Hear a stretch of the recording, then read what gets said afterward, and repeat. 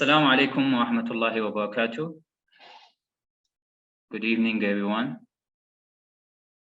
My name is Hamza Fadel Abbas, and I am a PhD student at Azman Hashim International Business School at UTM.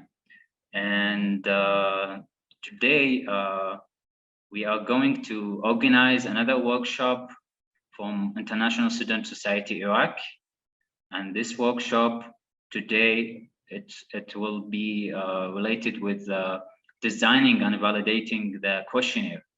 So I hope all the participants here are studying social science, or they are going to conduct a questionnaire later, because this is only for social science students, and this is very, very important and necessary step for all of them during their PhD journey or their master journey as well. Okay, so so today,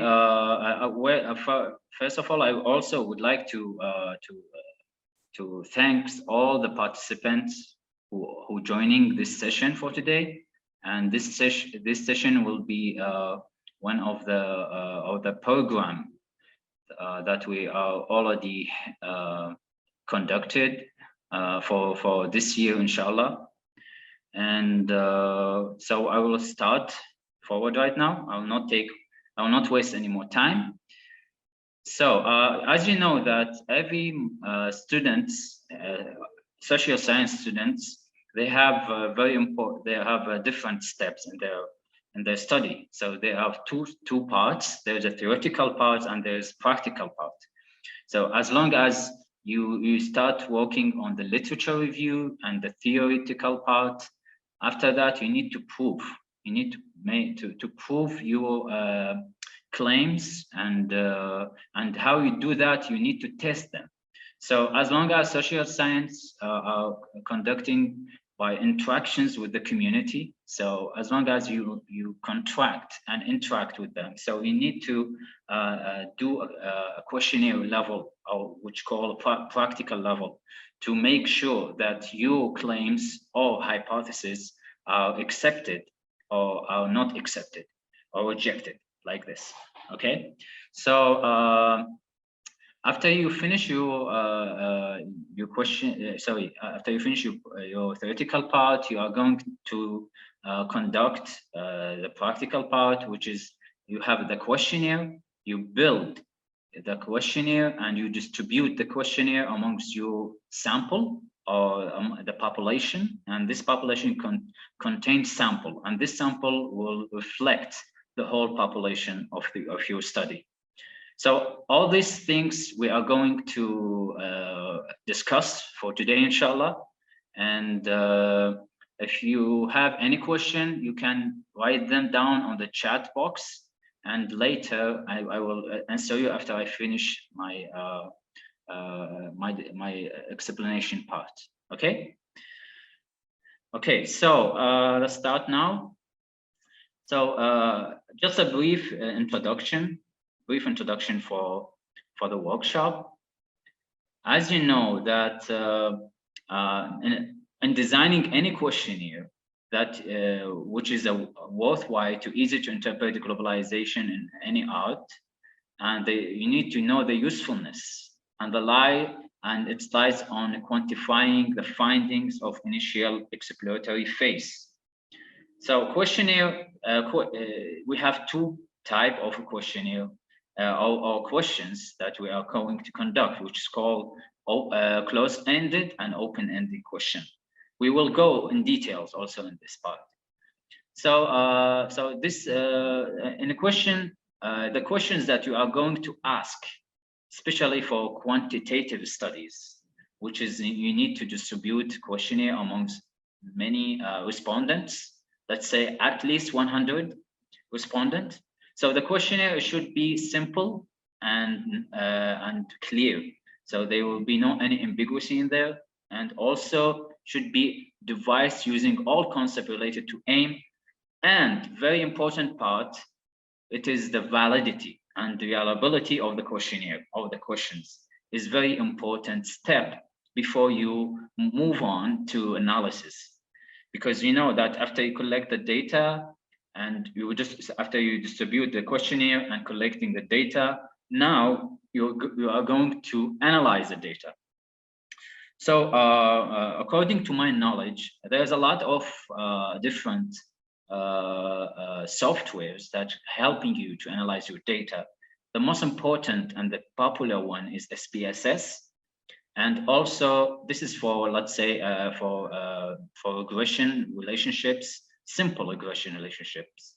But if you're going to conduct a big, let's say, model, and there will be like direct and indirect relationships, it's better to going with structural equation modeling, which call SEM or call SIM. They call it SIM.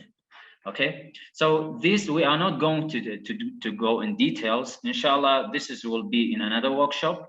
So we are going to introduce to you how to build and design your questionnaire before you distribute your questionnaire. Okay. All right. So let me move on. Okay. So in designing, as I mentioned, the questionnaire provide us objective means of collecting information about people's beliefs, knowledge, attitudes, and behavior. Because you know all these things called latent variables, and it's not tangible. We cannot touch. It's something untangible. So how we can measure this? So in measuring this, that's why we need to using statistics to analyze them later. Okay, so types of sample for questionnaire for research are different according to the type of study of population. Sample should also be sufficiently large, as I mentioned, and representative of the entire population. Okay, so how this going to be? Okay, so here it is. First of all, before we start talking about validity and reliability of the questionnaire, I am talking about now the differences between population and sample. And this is a very important step to distinguish between the two, and it will be easier for you later to adjust and understand when you collect the data. Okay, so first you need to understand the difference between a population and sample and identify the target population of research. So the population, what does it mean? The population, as you see on the right hand, there is a photo that represents a graph that represents the population and the sample. As you see, population, it represents the entire group that you want to draw conclusion about. Okay, that's mean the population. It is the group. It represents the people who are taking from them the sample later. So the sample is a specific group of individuals that will collect data from, because as you know, population is a big number of people, and of course we are not taking all the population. We cannot take them all, so we need to take part of this population. So this part called sample. Okay. Great. So let's move on now. So hopefully, so far everything is clear. Okay. So now we are going to understand the difference between sampling frame and sample size. This is very important also. So as you know, we need to know also the sample frame. What does sample frame mean? So the sample frame is the actual list of individuals that the sample will be drawn from. So ideally, it should include the entire target population. So the population we have, it's called sample frame. Okay, we didn't recognize the size of the sample yet. This is all called sample frame. After that, we move to part 2, which represents sample size. The sample size is the number of individual you should include in your sample, okay, on previous factors. So including the size and variability of the population and your research design. So there are different sample size calculators and formula depend on what you want to achieve in statistical analysis. So for determining the sample size, there are different software or different formulas. We are not going to talk about them now in this phase, because I'm just giving you a general idea about what sample size mean. Okay. We have just 1 minute. I think we have another students that are going to join us. Okay. Okay. So is it clear so far? Before I go on. So just write down on the chat box that if you have any question, so I can move on.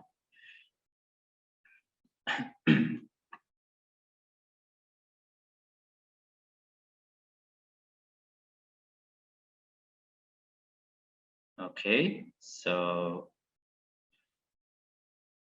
all right. Any other answers?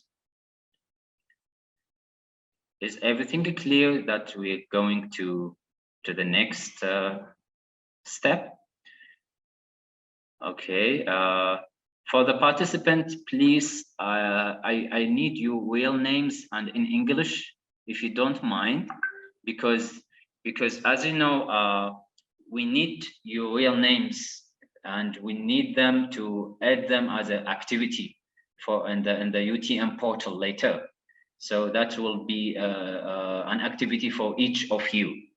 So I would like, I offer from you actually that you need to do participation and also add, you put your real name, so later we can add it to the portal and we will add it for you as an activity.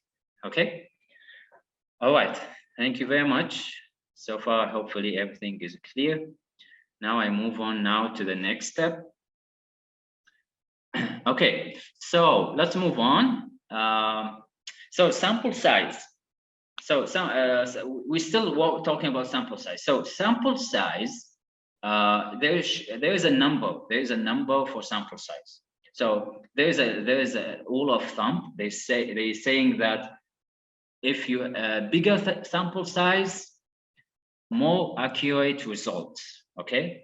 So this is very important. So as long as you have big sample size, that means you are more accurate. Okay, so the sample size, let's say you have 50, okay, 50 respondents. Well, 50, it's very poor and it is not really recommended for you if you are conducting quantitative study, not qualitative study, okay? Sample size also with 100 is still poor, but sample size with 200 is considered fair, and sample size with 300 considered good, and 500 very good. And if you got 1,000, oh, this will be really excellent for you, and you can rely on as well. And very important tip also, when you're collecting your data, if you have larger sample size, that's mean later you will get a lot of missing data. We call it missing data. So when you miss the data, we need to drop a lot of questionnaires, a lot of respondents. Let's say you got 500 sample size, 500 respondents, and there's about, let's say, for example, 100, they didn't answer the questionnaire correctly, or the questionnaire was missed or not completed. So in this case, you need to drop these questionnaires. Why? Because this later will affect on your results later. Will affect and make a lot of difficulties when you analyze the data, and also for your reliability and validity of your questionnaire. So this is very important to put in your mind. Okay.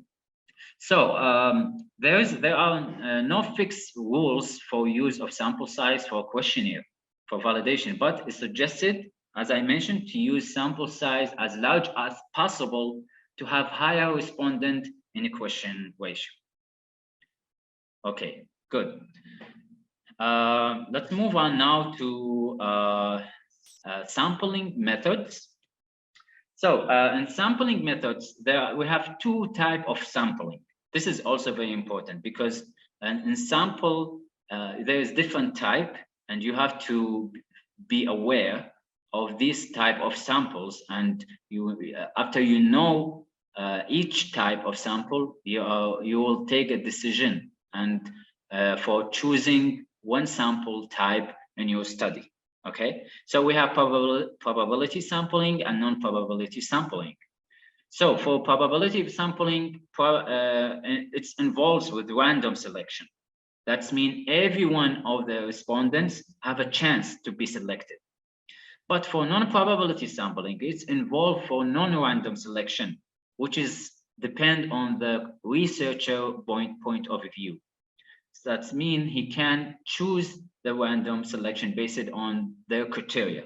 Okay. So these are the types we have for non-probability sample method and probability sample method. As you see on the left hand, we have non-probability. We have four types. First, it's convenience sample. Second, voluntary sample. Third, purpose of sample, and snowball sample. And for the on the right hand, you can see we have sample simple random sampling, systematic sample, stratified sample, and cluster sample. Okay, so now we are going to differentiate and to define each of the samples here. So I'm going to talk about them now in a brief idea. Okay, so probability, as we say, random sample, that means everyone in population have equal chance to be selected. There's no any criteria, there's no any convenience. That means everyone in the population, it's possible to be chosen. Okay, this is the random sample. For systematic sample, it's same like random sample, but it's populated according to a regular interval. Okay, let's say you choose let's say 10 respondent or 10 population. Okay, you choose number one, which is a random sample, number one respondent, and then you left number 2 and number 3. You go to number 4. And after that, you left number 4, number 5, and number 6. You go to number 7. And you left number 8 and number 9. You go to number 10, and so on. This is in a systematic way, or in intervals, in different intervals. Okay. All right. Okay. How about stratify sampling? Okay, we have a new participant already joined the session. I'm sorry if I stop a little bit because I am the moderator also for this workshop. So so I need to let the participant enter, and also need to take the screenshots for the whole session. So excuse me if I stop in different phases. Okay. Okay. So what about stratified sample? Okay. For stratified sampling, it's something like talking about involves dividing the population into subpopulation. Okay. It's different in important way. It allows to draw more precise conclusion. Okay. Last one, cluster sampling. That's mean you make the population in a group number 1, let's say have 5 respondents. Group number 2 have also 5 respondents. Group number 3 have 5 respondents, and so on. This is called cluster sampling. Okay. All right, so let's move on now to non-probability sampling method. As I mentioned, this one, we are not choosing the respondent randomly. We need to follow some criteria. So first one, we say convenience sampling. That's mean I choose the respondent according to my criteria. For example, if you want looking for let's say experts, okay, you have experts in marketing, for example. These type of experts, okay, it's depend on your criteria. You find there is a criteria. That's mean your respondent need to be expert. If it's not expert, I will exclude them. Okay, I will exclude them from my sample, or for my sample. Okay. How about voluntary sample? Voluntary sample, this type of sample, also now a judgmental sample. Mainly based on easy to access. That's mean the people voluntarily participate, okay, in this sample. Purpose of sampling, this type of sample is called also judgment sample, is involved for researcher using, as I say, expertise and selected the sample and most useful for purposes for research.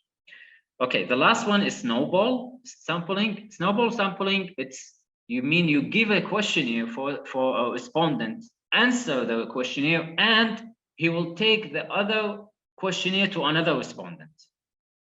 You get what I mean? That's mean it's kind of snowball. You know the snowball when rolling on the and snowing is going big and big. So it's kind of, when I give you this questionnaire, you give the questionnaire for 2, and the 2 we will give for 4, and the 4 we will give for 8, and so on. This is called snowball sampling. And at the same time, I think here it's also clear here, as you see. As you see here, a snowball sampling here. This is sample number 1, give to some respondent number 1, respondent number 2. Give to respondent number 2 and 3. And respondent number 2 give to other 3. And this also give to other 3s, and so on. Okay? All right. So I think so far this is the main idea and about sampling, and it is a very important step to put it in consideration. And I hope this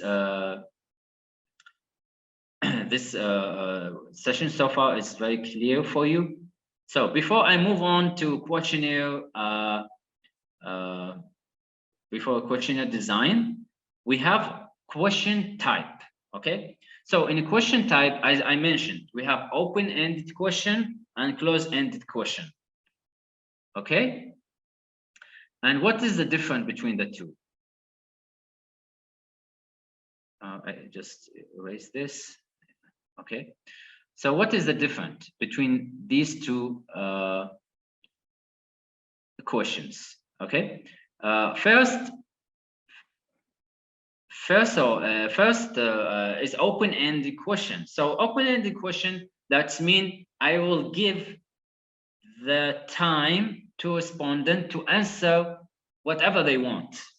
Okay, I give just a question. For example, I ask the question, what type of products that make you satisfied? For example, this is a question. What type of products that make you satisfied? This open-ended question, there is no any selections. There is no any yes or no. There is no any scales. Okay, that's mean the question. The answer it will be open. You can write down whatever you want. One paragraph with different 1 paragraph, 2 paragraphs is up to you. And most of these type of question is related with qualitative studies. But on the other hand, once a close-ended question, it's not need to think too much. Okay, it's specified with, let's say, like alternative views.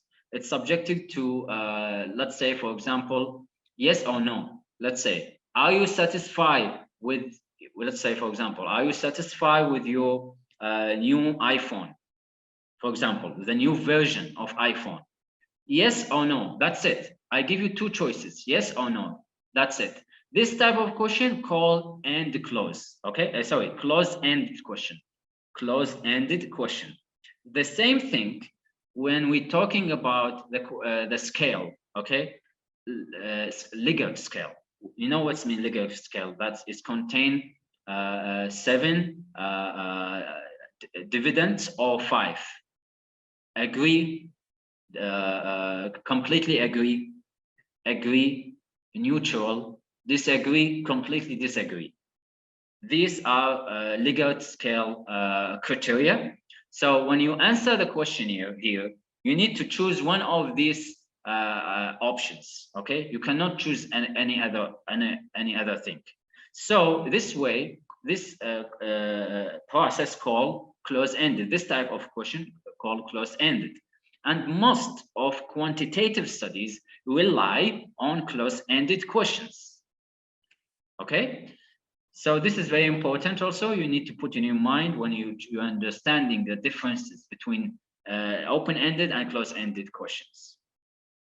Okay, all right. So let's move on now. I think that this is the main notifications and answers and steps regarding sampling and type of questions. Now we are going to talk about the designing and developing of questionnaire.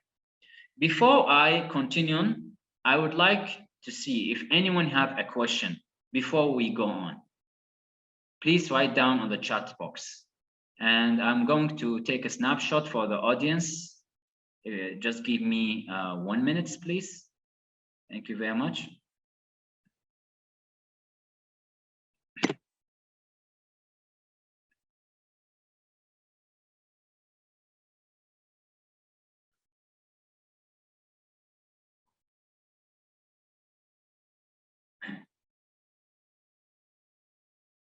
Okay, so if you have any question, you can write down. I just need to take screenshots for the session. I will be appreciate for your patience. Thank you very much.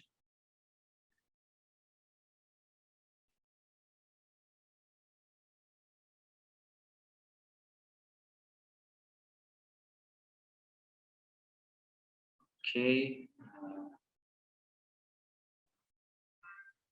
Sorry.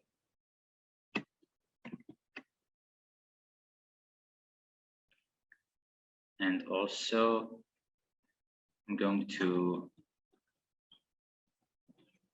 put the names. Let me see that all the names are inserted. Okay, good, good. Well, there are some participants, they don't put their full name. So please put your full name if you are a UTM student, because later we need your full name to put it in the portal later. Okay, and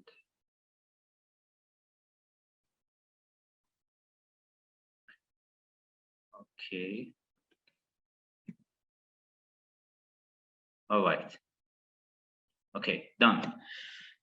Okay, let's see if anyone have question. Yes, yes. For the workshop, it's already recorded, so don't worry. Later we will share the workshop online with the in the group, okay, in the students group. All right. Okay, so we'll not waste more time. So let's go to talking about designing and developing of questionnaire.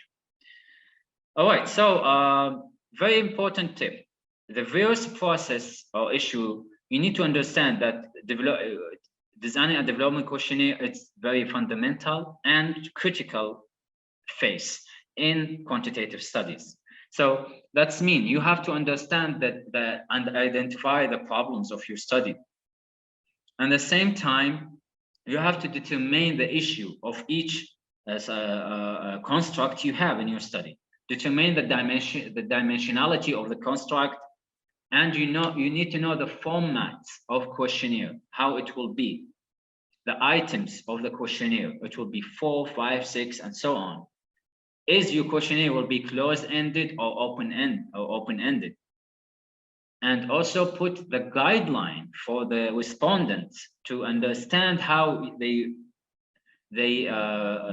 answer the questionnaire. Okay, and you need to put also in your mind, your questionnaire should not be very long. Okay, because if it's too long, that means the respondent will get bored and then will not answer the whole questionnaire, or you will left it empty. So try to, as much as you can, minimizing the length of the questionnaire as much as possible. Okay. Okay, let's move on now. So in a questionnaire designing tip for successful survey, as I mentioned, you need to consider different formats. Are you going to conduct the questionnaire online, or are you going to conduct the questionnaire offline? Okay, online by using like Google Form, by using Monkey Survey, by using Coolmite, and there's other softwares or sites that helping you to collect the questionnaire.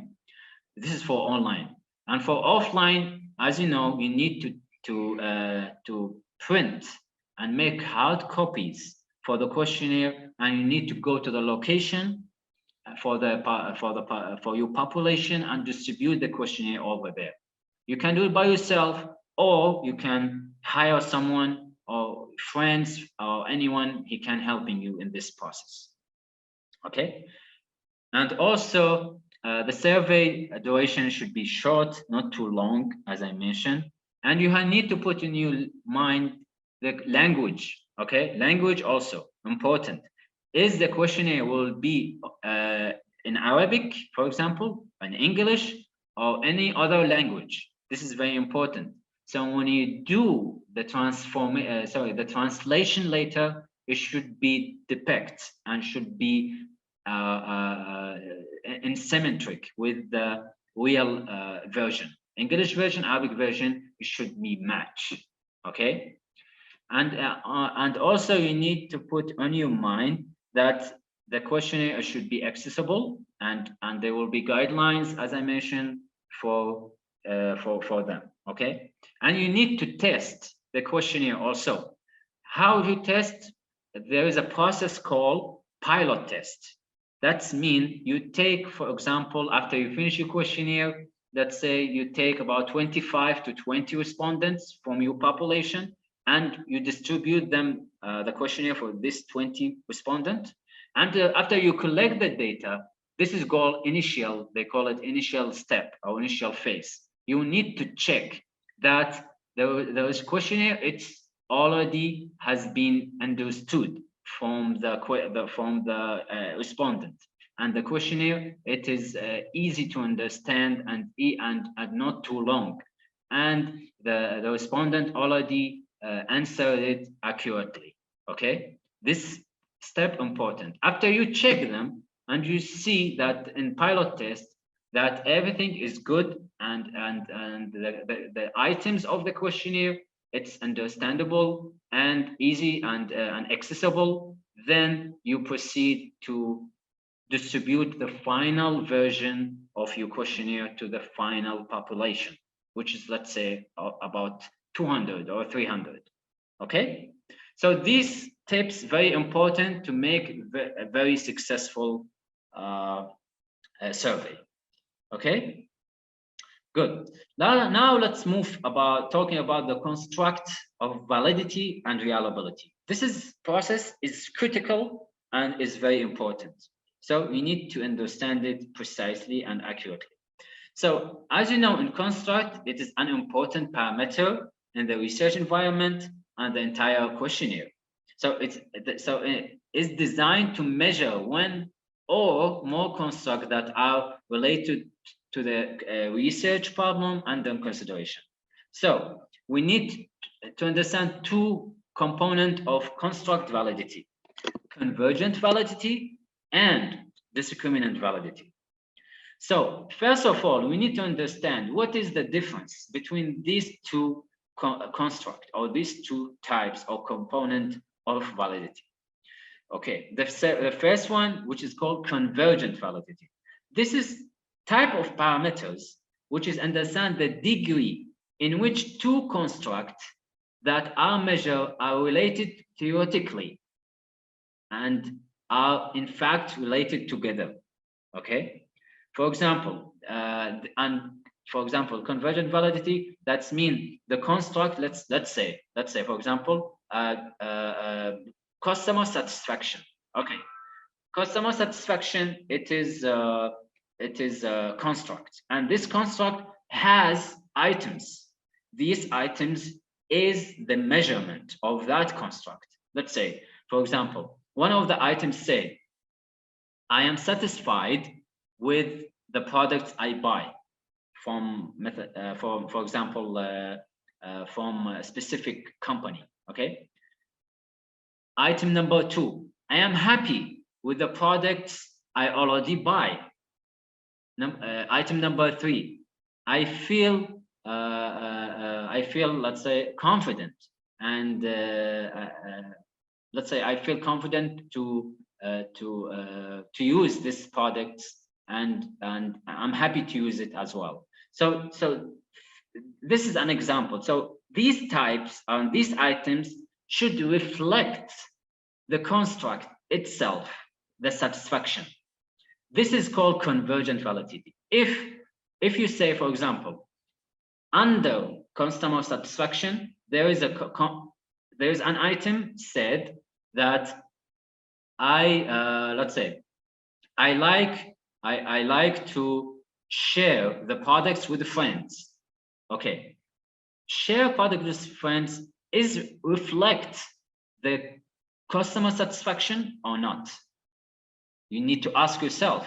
Okay, well, maybe yes, maybe not. Why? Because sharing the product could be unsatisfied, right? For example, if you share the product, you said, hey, I buy this product and it is very bad, okay, and I didn't satisfy with it, then this is contradict with the construct customer satisfaction. So this is that means there is convergent over here. There's no this asymmetric between the item and the main construct. Okay, this is what called convergent validity. Okay, so this is according to convergent validity. Is everything clear now before I go to discriminant validity? Because this is very, very important to distinguish between the two. You write down on the chat box so I can make sure that you understood the convergent validity, and I will move on to discriminant validity after I got your response. And also to check that all the participants are with me. Okay. All right. Okay, looks like no answer. Okay, so hopefully it's clear, and I'll move on to discriminant validity. So how about discriminant validity? Well, discriminant validity is the extent in which one static infer variable differ from other variable in the questionnaire. So the discriminant validity also we can call it divergent validity. That means the variable which has more variance than measures error or unmeasures external influencer or other construct within the conceptual framework. Let's say, for example, you want to test customer satisfaction on loyalty. Okay, that's mean if I got high customer satisfaction, I got high loyalty, right? There is a logic relationship between the two. We have two constructs, right? If you see that the construct of customer satisfaction and construct of loyalty are matched, and there is discriminant between the two. There is no any similarities. Okay. In this case, If you couldn't find a discriminant over there, that means these two constructs are different, and each of them they can affect. One of them they can affect on the other. Okay, satisfaction affect on loyalty. Loyalty cannot affect on satisfaction because in logic, when you're satisfied, you will be loyal, right? When you're satisfied with a specific product or service, you will be loyal to this service or products later, right? So this is what discriminant validity mean. Okay. Now, after I talk about construct validity, I will move on now. Talking about validating the questionnaire. So the validity can take different validation phases or different types or subtype, you can say. There is one called phase validation, there is contained validation, there is construct validation, there's criterion validation. Okay, I will not go in details in this because we don't have much time.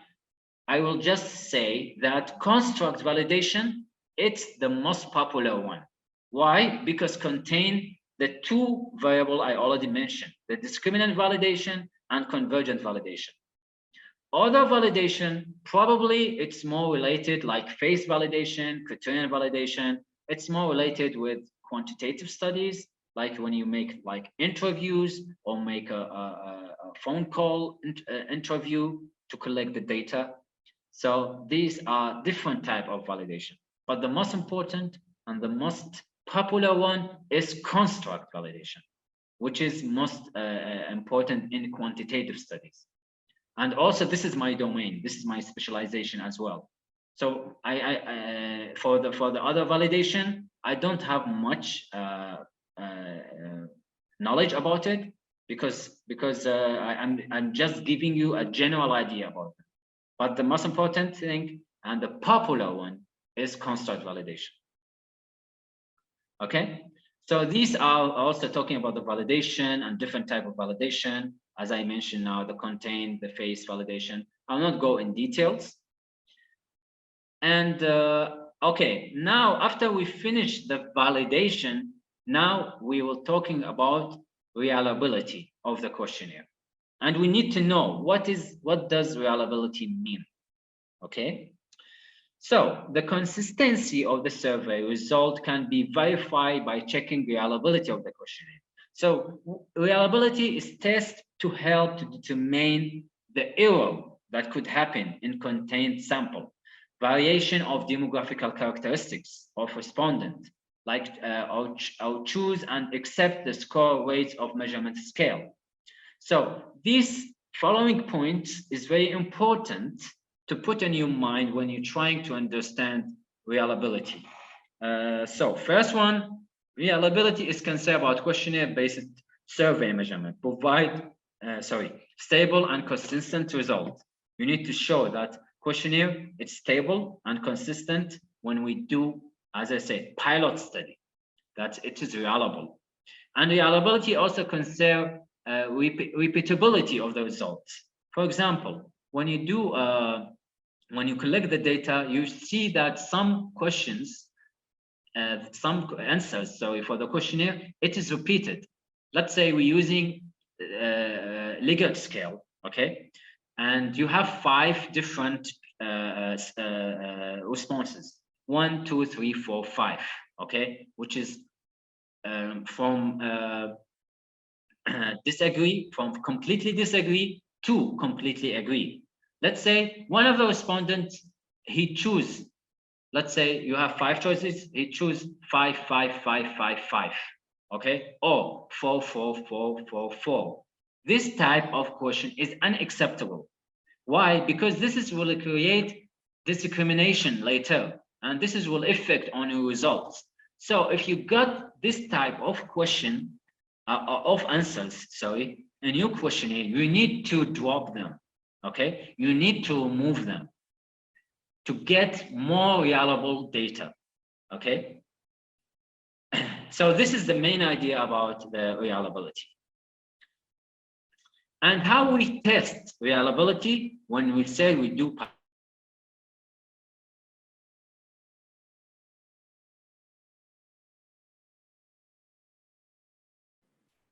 Sorry for this technical issue. I think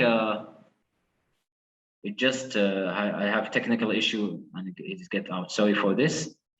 Okay, let's move to just back to our screen.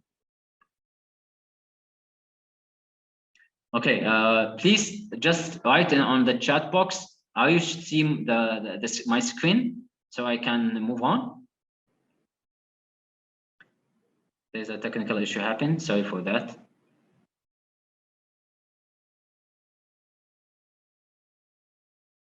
Can you see my screen now? Okay, that's good. Okay, thank you. Thank you very much. Okay, so let's go. Let's move on now. Okay, so reliability, as I mentioned, it's very important to put in your mind. So reliability is internal consistency. Okay, to measure the internal correlation of the questionnaire, and how we test this using alpha Kornbach, okay, or Kornbach alpha coefficient. This is a statistical measurement. It's a very important step to check that your questionnaire is reliable.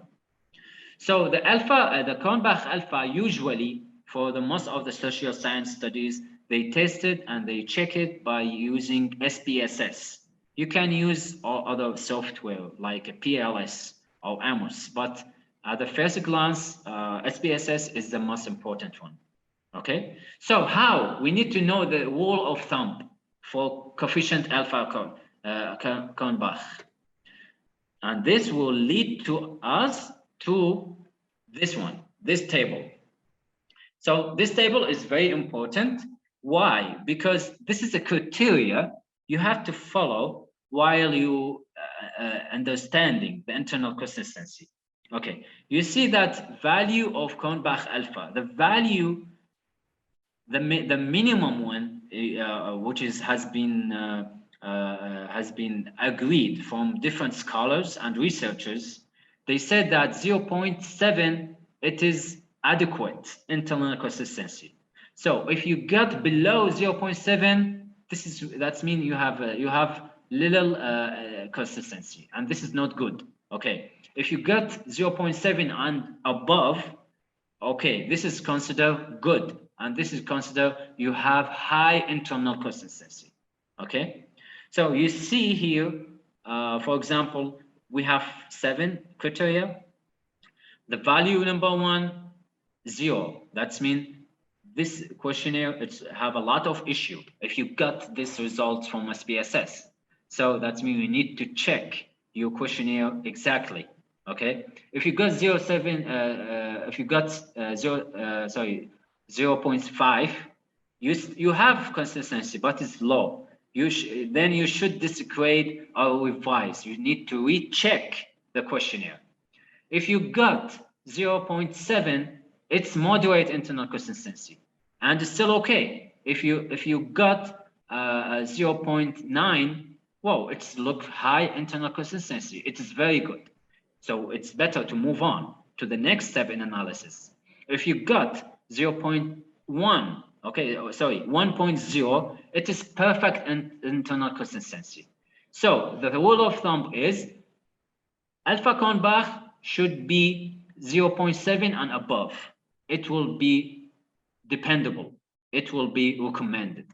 Less than this, you got an issue. You need to recheck your questionnaire again to find if there are other discriminancy there. There is some answers are not clear. There is missing data. Okay, this very important step you put in your mind when you understand the internal consistency. Okay, so this is a graph showing the main 2 parts of questionnaire designing and developing. You see that after you design the questionnaire, you have preliminary questionnaire tests.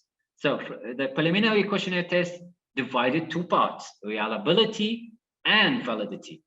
If you pass reliability, validity successfully, and after checking the rule of thumbs in statistics, then you can move on to subsequent validation, which is taking to the next step of analysis. Okay, and this is also diagram represent to you the main idea about the various step in surveying the method. So you see here, number one, developing the preliminary model of the problem. After that, you identify the construct, you're developing hypothesis, developing the questionnaire of the hypothesis. After that, you preliminary questionnaire test, which is pilot test. You check validity and reliability. After that, you subsequent validation. Then you determine the sample size. After that, the sample collection questionnaire. After you collect the data, you will analyze by using statistics methods. And after you get the analyze, you will have a results which is showing the accept hypothesis or reject hypothesis. And according to these claims, you can rebuild the model by and your final model at the end. Okay, this is just a summary idea about the questionnaire. Sorry, about the process of survey research method. Okay. All right, so let's move on now to reliability and validity. So this diagram, it shows you the idea about reliability and validity. So you can put it in your mind. You can see on the left hand the circle and the dots. You can see that the dots are distributed in very messy way, right? So, and this means that the research method do not hit the heart of the research aim, and this has no validity and no reliability. All right, but on the right hand, what do you see? You see reliable but not valid. That's right, they are reliable. They are looks like they are the distribution. It's still okay, but the issue, it is not related to the research aim. So that means you have reliability but not validity, and this is also not good. The third one on the left hand here, you can see that it's still okay, but there's some points or some dots are distributed not in the middle of the is fairly close, but not really the scatter results maybe is not reliable. So this is called fairly validity, but not very reliable. Okay, it is valid but not reliable. See, we have in the middle some points, some dots, but we have here distributed other dots which is far away from the aim of the research or the aim of the paper, of the thesis. Then this is not also recommended. Then we need to, and the last one, which is valid and reliable. Yes, this one, it is what we needed. We need our data valid and reliable. How it became valid? You see how is distributed. That means the research methods hit the heart of the research, and repeat attempt all hit for its reliable and valid accordingly.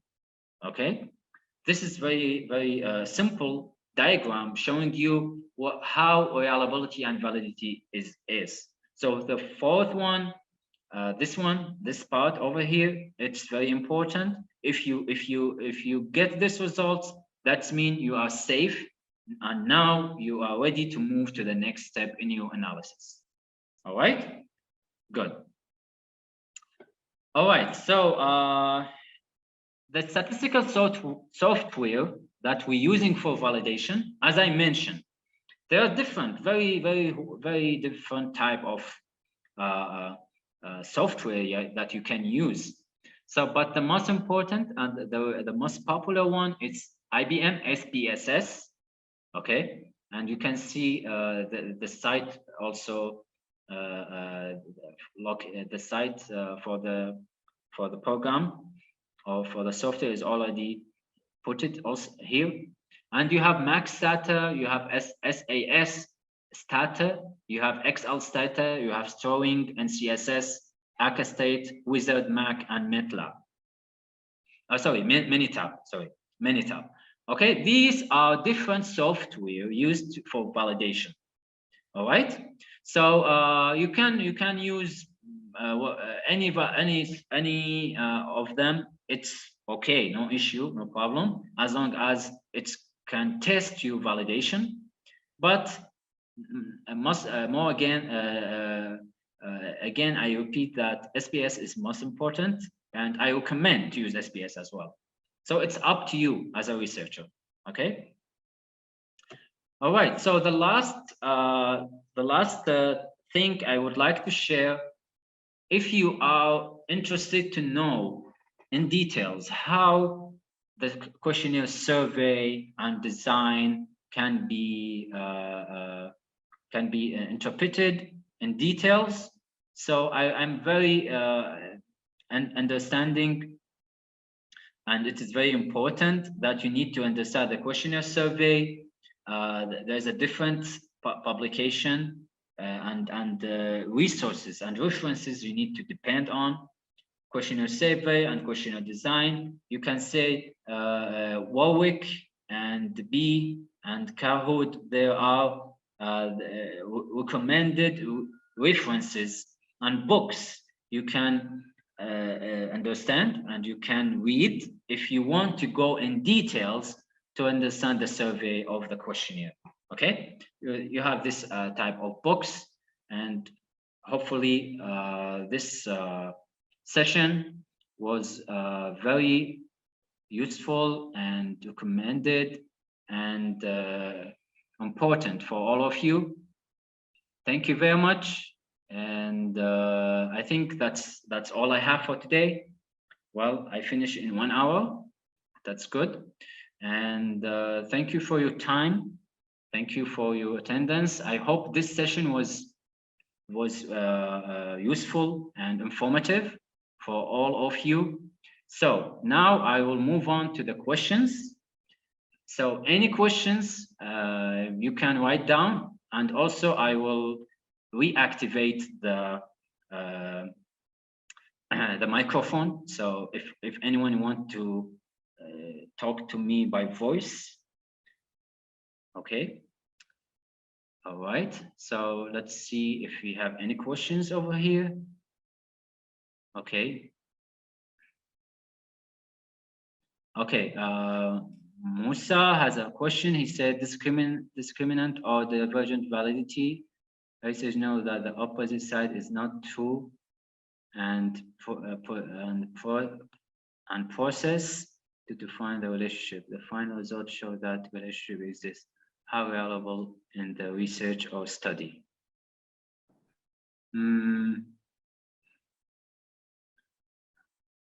I didn't understand your question, Mr. Musa. What do you mean? Could you please share in voice? Probably I can understand. Okay, yes. Thank you, Doc, for a wonderful presentation. You are welcome. What I'm trying to ask is this. You know, as you explained, when you're talking about discriminant and the divergent validity, that means there's an argument between the two variables. Is that? Yes. And as a researcher, you know, some prefer to go into deep research, but before going to the field, before collecting the data, he actually knows that there is no relationship between the two variables, but he proceeds to find out in details whether what has been obtained or what he obtained from the other side is real.